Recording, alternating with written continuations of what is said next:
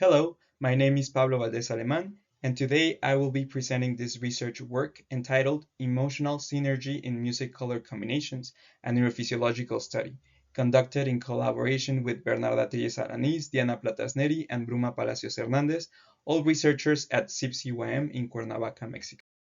We know that music and color are both powerful emotional stimuli. Interestingly, research has shown that these two modalities share an emotional link. In simple terms, when we listen to music and think of a color, we're likely to imagine colors that evoke similar emotions to the music. For instance, we tend to associate joyful music with bright, pleasant colors and sad music with darker, more somber tones. Such studies have often used systematically selected color databases like the Berkeley Color Project. However, these investigations have primarily focused on the association of colors after listening to a melody without exploring the emotional effects of presenting music and color simultaneously. This leads us to ask, what kind of emotional influence would occur? Could there be a synergistic effect where combining stimuli that evoke the same emotion amplifies the emotional response? Or perhaps an emotional predominance, where in the case of incongruent emotions, one stimulus, music or color, dominates in shaping the emotional experience?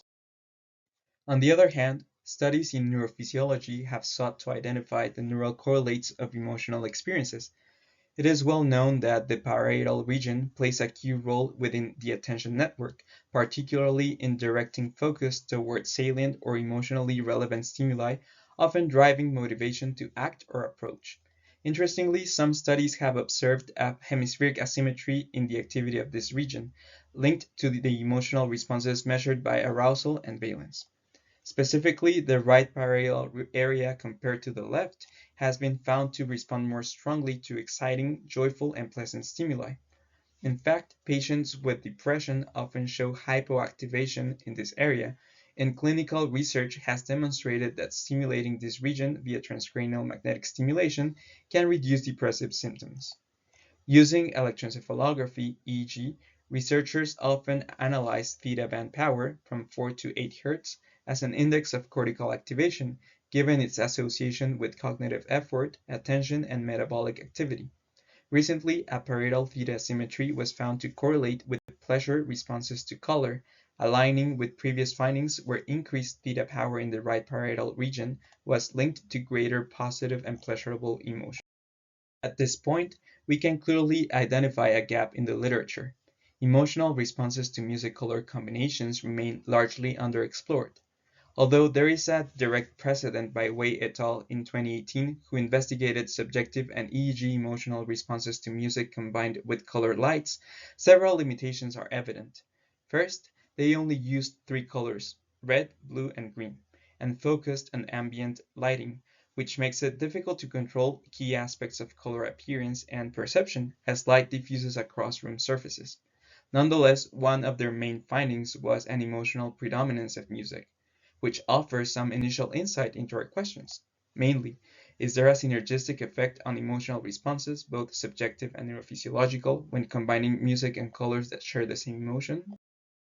To answer this question, we recruited 33 Mexican participants, 20 female, with an average of 20.3 years. All had at least a high school education, were right-handed, and reported no moderate to severe depressive symptoms.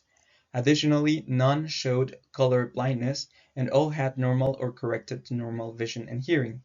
We also excluded professional musicians to avoid bias in neurophysiological responses. Finally, all participants reported no recent psychoactive use and being well rested prior to testing.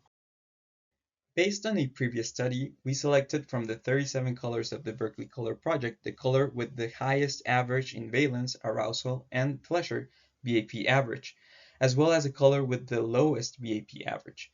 These were compared against two control images previously validated to evoke joy and sadness, respectively.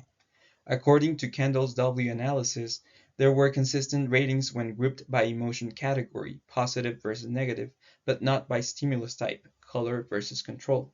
This indicates that colors elicited emotional responses similar to those of the image controls, supporting their validity for our study.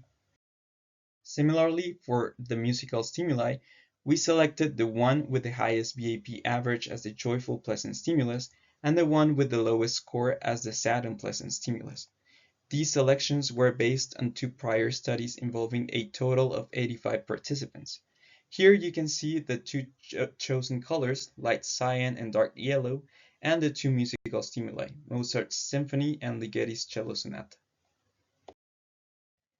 Participants rated valence, arousal, and pleasure using continuous slider scales from -100 to +100, which we use to calculate the VAP average.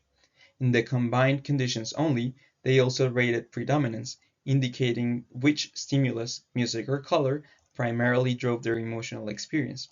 The questionnaire was administered in Spanish, the participants' native language. We tested 8 conditions, individual and combined, as shown here. The EEG data were acquired at the Laboratorio de Neuropsicología y Neurociencia Cognitiva at CIPSYM using a new AMS neuroscan system. We used 5 AG AGCL electrodes along with electroculogram recordings to monitor and later correct for eye movements. The reference was placed at CZ. For preprocessing, we applied independent component analysis to remove ocular and other physiological artifacts.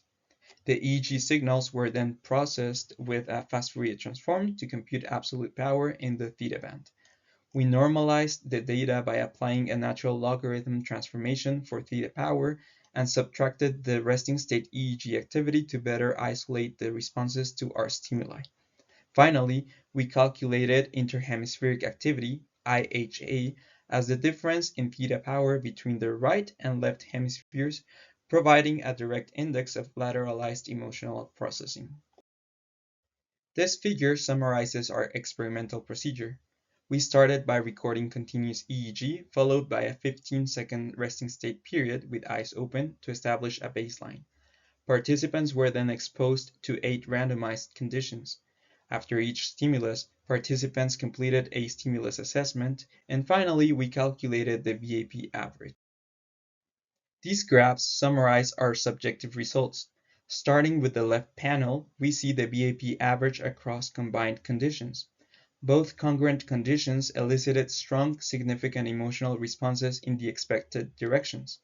Interestingly, the incongruent conditions still largely followed the emotional tone set by the music, highlighting a lack of emotional synergy and instead suggesting music's predominance.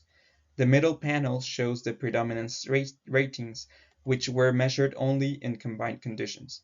Across all combinations, participants consistently indicated that music predominated over color in shaping their emotional experience. The right panel compares music and color when presented individually. Here we observe that music evoked significantly stronger emotional responses than color, both for positive and negative stimuli. Moving on to the neurophysiological findings, this figure shows the IHA for parietal theta power, where positive values indicate greater right than left activity and negative values indicate the opposite. Overall, we found a consistent pattern of negative IHA suggesting relatively greater left than right theta activity across most conditions. Notably, the sad color alone elicited the largest asymmetry, with significantly lower right parietal theta power aligning with Heller's model, which links reduced right parietal activation to lower emotional intensity or arousal.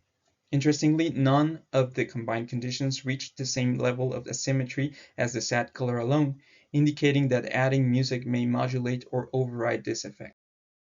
To conclude, we asked whether there is a synergistic effect on emotional responses when combining music and color that share the same emotion. The answer is no. Instead, we found a predominant effect of musical emotion over color consistent across subjective ratings and EEG data. Additionally, the sad color alone showed lower activity in the right parietal region, supporting Heller's model where decreased right parietal activation is linked to lower emotional arousal. Perhaps more perceptually complex stimuli like music can dominate emotional processing over simpler stimuli such as static colors. Regarding limitations, it is important to note that we used emotionally pre-validated stimuli, which were not personalized. Therefore, we cannot rule out individual differences in music and color preferences. Here you can find the key references that supported our study.